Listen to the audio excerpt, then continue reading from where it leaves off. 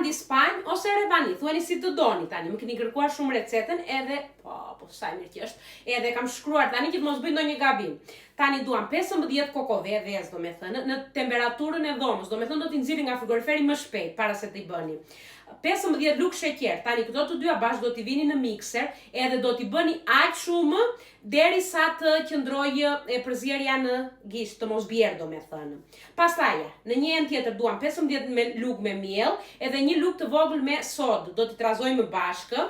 Edhe pastaj do ta ulim shpejtësinë e mikserit, edhe do t'i hedhim avash miellin, duke trazuar avash me shpejtësi shumë të ngadaltë.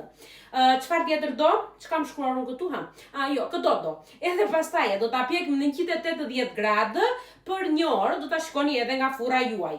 Tani për sherbetin duam 1,5 litër me sheqer, ç'është kjo?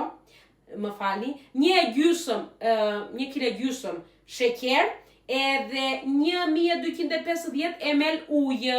Do t'i hidhni bashkë këto, do t'i hidhni dhe vanilje brenda, 1 cip limoni, që të marrë të shijen nëse doni me shi ashtu, e do ta vini që të valojë.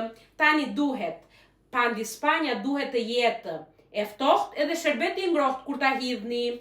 Edhe të na bëj mirë, kjo është receta. Provojeni edhe, do t'u dalë ja fiks kështu siç na ka dalë kjo, edhe akullorën e ka bërë mami. Tani më kërkojnë dhe recetën se nuk e mbaj mend, duhet t'i shnoj prapë.